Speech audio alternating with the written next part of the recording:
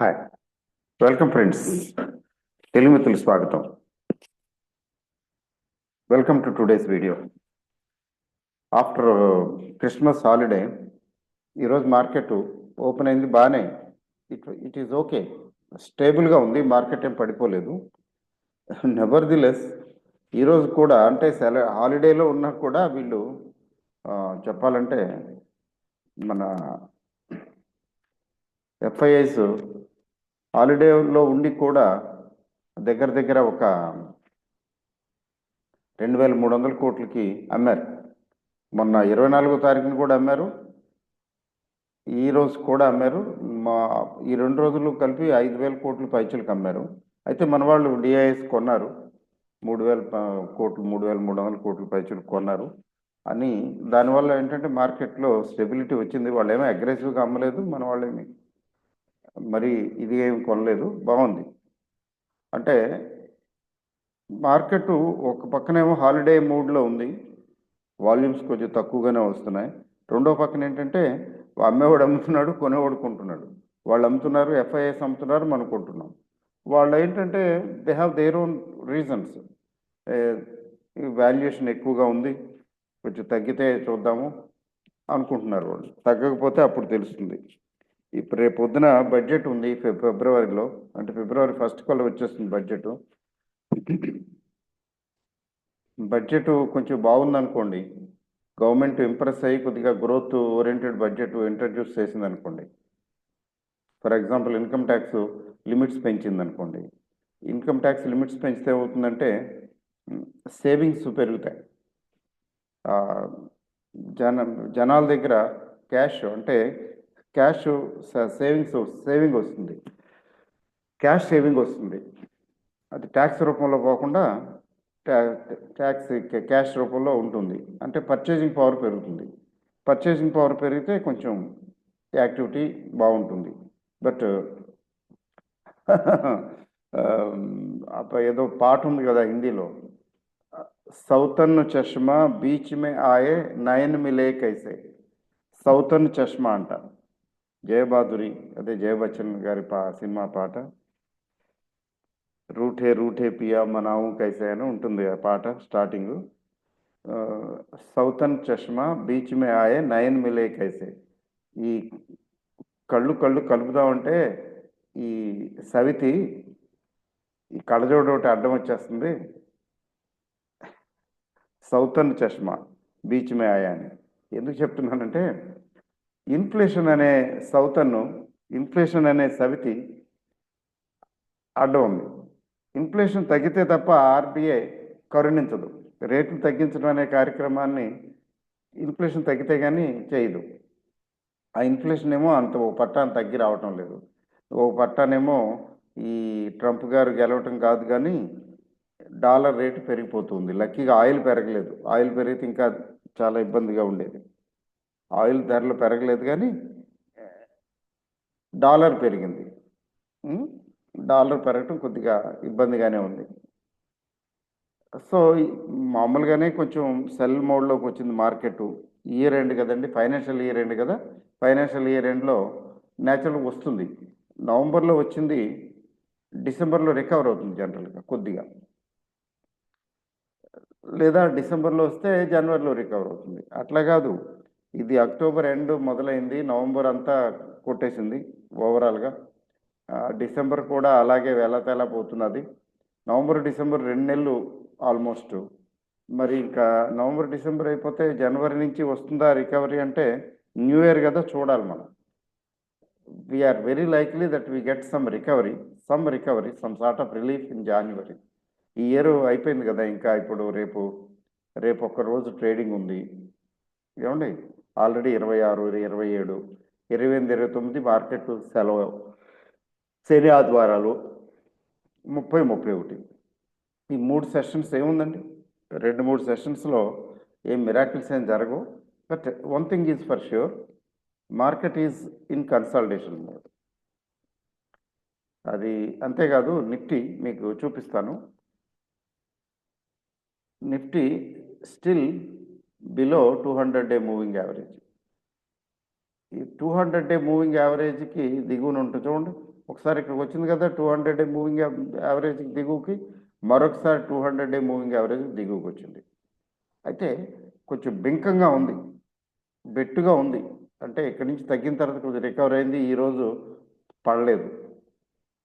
అంటే బింకంగా ఉంది, బెట్టుగా ఉంది అని చెప్పడానికి అర్థం ఏంటంటే ఇది పైకి వచ్చే అవకాశం ఉంది. గ్రాఫికల్గా చూస్తే కొంచెం పైకి వచ్చే అవకాశం ఉంది. బట్ బ్యాంక్ నిఫ్టీ పరిస్థితి కూడా అంతేలేండి సుమారుగా. బట్ విషయం ఏంటంటే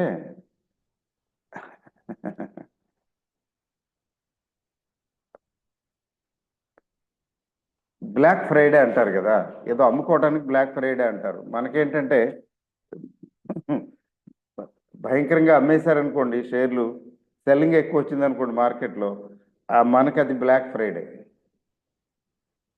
లాస్ట్ 2 సెషన్స్ ముఖ్యంగా మీరు కూడా చెక్ చేయండి, I may be right are wrong. Last session నాకు గుర్తుంది, లాస్ట్ 2-3 ఫ్రైడేస్లో చూస్తే ఫ్రైడే నార్మల్గా ఏంటి రావాలి, ఫ్రైడే కొంచెం బయింగ్ రావాలి. వీక్లీ సెటిల్మెంటు అట్లీస్ట్ అయిపోతుంది కదా, ఫ్రెష్ బయింగ్ రావాలి. కానీ బయింగ్ రావడానికి బదులు సెల్లింగ్ వచ్చింది లాస్ట్ 2 ఫ్రైడేస్ చూడండి. మరి ఈసారి అయితే మంత్లీ సెటిల్మెంట్ బిగిన్ అవుతున్నదే, మరి మామూలుగా రావాలి, కొంచెం బయింగ్ రావాలి. కానీ ఈసారి కూడా బ్లాక్ ఫ్రైడే అయిపోతుందా, అది వీ హ్యావ్ టు చెక్. మనం జోస్యం చెప్పలేము, కొద్దిగా జాగ్రత్తగా ఉండాలని అంతకనే ఏం లేదు. అయిపోయిందిలేండి, మార్కెట్ జాగ్రత్తగా ఉండటానికి ఏముంది, కానీ చేయాల్సిన ట్రేడింగ్ చేస్తుంటారు కదా. ఇన్వెస్టర్కి ఏముందండి, it won't effect investors, it effects some traders. ఇక్కడ బ్లాక్ ఫ్రైడే అయితే మాత్రం మూడోసారి హ్యాట్రిక్ లాగా రేపు పడేస్తారు ఫ్రెష్గాని. అలా కాదు, పొజిషన్స్ మెయింటైన్ చేస్తారు అంటే దట్స్ వండర్ఫుల్. ఇప్పుడు మార్కెట్ నిఫ్టీ తీసుకున్నట్లయితే 24,000 చూడండి, ఒకసారి మరొకసారి చూపిస్తాను. ఈ 24,000 రాకపోతే మాత్రం 24,000 దాటి పైకి వెళ్ళనంత వరకు చూడండి. 200 డే మూవింగ్ యావరేజ్ 23,900 దగ్గర ఉంది. 200 డే మూవింగ్ యావరేజ్ 23,900 దగ్గర ఉంది. అంటే 23,900ని డిసైసివ్గా దాటి పైకి వెళ్తే తప్ప, 200 డే మూవింగ్ యావరేజ్ పైన ట్రేడ్ అయితే తప్ప మీకు మార్కెట్లో మొమెంటం అంటే బయింగ్ ఇది రాదు. అలాగే ఆర్ఎస్ఐ చూడండి, ఆర్ఎస్ఐ 38.8 అంటే 39 ఉంది. ఈవెన్ బిలో 40 ఆర్ఎస్ఐలో స్ట్రెంగ్త్ లేదు, ఎంఏసిడిలో అసలే లేదు. పాజిటివ్, కొంచెం పాజిటివ్గానే ఉంది, కానీ అంటే డైవర్జెన్స్ నెగిటివే, ఏమి స్ట్రెంగ్త్ కనిపించడంలా. తర్వాత ఏడిఎక్స్ 29 ఉంది. ADX it is supporting negative directional ఇండెక్స్ని సపోర్ట్ చేస్తున్నది. ఏడిఎక్స్ అయితే అస్సలు ఏమాత్రం స్ట్రెంగ్త్ లేదు, అంటే పాజిటివ్ నెగిటివ్ సైడే ఉంది ఏడిఎక్స్. ఎంఏసిడి అంతే, ఆల్మోస్ట్ కొంచెం న్యూట్రల్ అనుకుందాం. పోనీ ఆర్ఎస్ఐ కొద్దిగా న్యూట్రల్ అనుకున్నా కానీ ఏమీ కాన్ఫిడెన్స్ రావటం లేదు. ఇది పెరుగుతుంది అని కాన్ఫిడెంట్గా చెప్పలేము దీన్ని చూస్తే. అందువల్ల ఏంటంటే we have to wait and see. Miracles ఏం జరగవు, తెలిసిన విషయమే. Advance decline ratio wonderfully, advance decline ratio మాత్రం కొంచెం స్లైట్గా నెగిటివ్గా ఉంది, ఎక్కువగా ఏం లేదు. మరి విక్స్ ఏమన్నా కొంచెం మార్పు వచ్చిందా, తేడా వచ్చిందా అంటే అంతేమీ కనిపించడం లేదు. విక్స్ కూడా చూద్దామండి. ఇండియా విక్స్ 6% పెరిగింది. 6.5% విక్స్ పెరిగింది. మళ్ళీ మొదలు 6.5% పెరగటం అంటే అర్థం ఏంటంటే 13+ దగ్గరే బాటమ్ అవుట్ అయిపోయిందా. ఇలా విక్స్ పెరగకూడదు. ఇవాళ మార్కెట్ కొద్దిగా స్లైట్గా పాజిటివ్ సైడ్ వచ్చింది, కానీ కానీ విక్స్ పెరిగిందే. వాలటాలిటీ ఇండెక్స్ ఇలా పెరిగితే కొంచెం రిస్కే, తలకాయ నొప్పే. ఇట్ మే నాట్ సస్టైన్, నిలదొక్కోలేకపోవచ్చు. వాళ్ళు సెటిల్మెంట్ ఎండ్ కదా, సెటిల్మెంట్ ఎండ్ ఏదో షార్ట్ కవరింగ్ చేసుకున్నారు అనుకుందాం కొద్దిగా. సో ఎల్టీఐఎం లాంటిది భయంకరంగా పడిపోయింది. అది 78 పాయింట్స్, ఇవాళ 1.37% పెరిగింది. ఇలాగా షార్ట్ కవరింగ్ కొద్దిగా లైట్గా చేసుకున్నారేమో అలా అనుకోవచ్చు కదా. బ్యాంక్ నిఫ్టీ కానీ అలాగే నిఫ్టీ కానీ, నిఫ్టీలో ఏముందిలేండి పెద్దగా ఏమీ రికవరీ రాలేదనుకోండి, చెప్తున్నాను. సో ఒక భారతీయ ఎయిర్టెల్ కొంచెం పెరిగింది అంటే రికవర్ అయింది అంటే షార్ట్ కవరింగ్ చేసుకుని ఉండాలి. షార్ట్లో ఉంటే షార్ట్ కవరింగ్ చేసుకుంటారు కదా. హీరో మోటో కార్పు, మరి హీరో మోటో కార్పుని మనం హీరో చేసేసాం. క్రిస్మస్ పిక్, నిన్నటి వీడియో చూడని వాళ్ళు చూడండి, క్రిస్మస్ పిక్ చెప్పాం కదా. సో హీరో మోటో కార్పు కొద్ది పెరిగింది, ఎందుకంటే నెలంతా తగ్గి ఉంది కదా.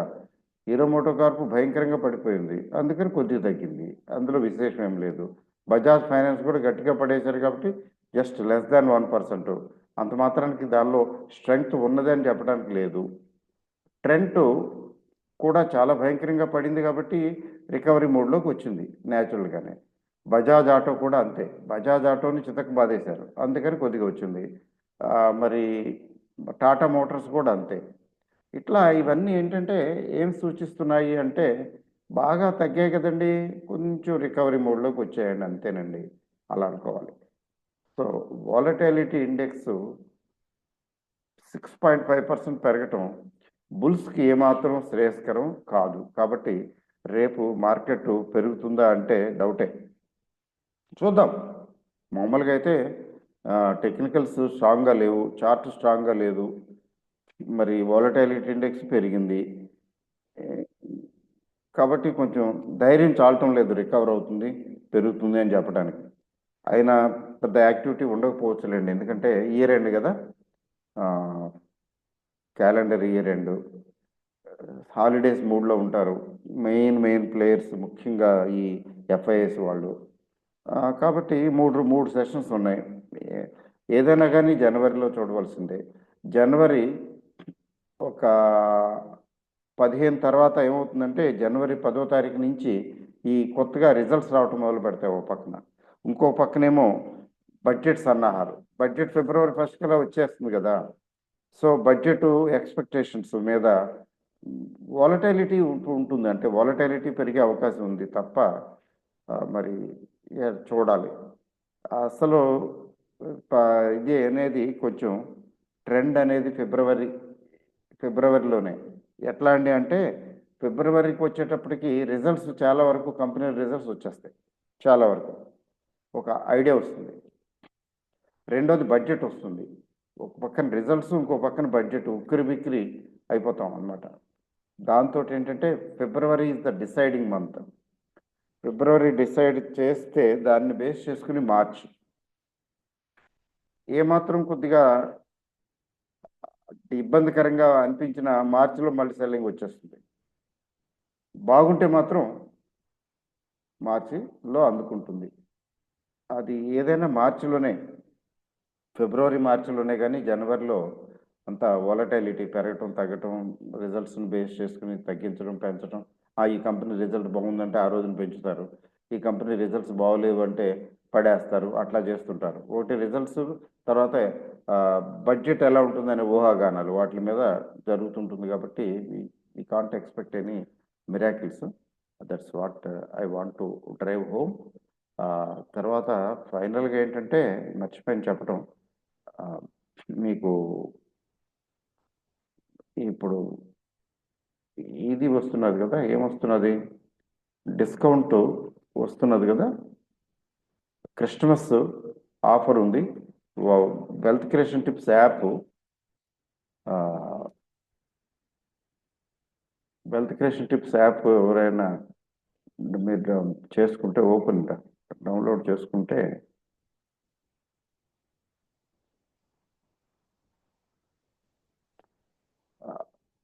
డౌన్లోడ్ చేసుకున్న వారికి 35% డిస్కౌంట్ ఆఫర్ ఉంది. Offer valid till 31st of December. మీకు 35% డిస్కౌంట్ వస్తుంది. కావాలనుకుంటే అందులో కోర్సెస్ కొనుక్కోవచ్చు. అది మీకు పోస్టింగ్ కూడా సబ్స్క్రైబ్ చేసుకున్న వాళ్ళకి పోస్టింగ్ వస్తుంది. అది విషయం. ఓకే అండి, all the best. Thank you very very much and good night.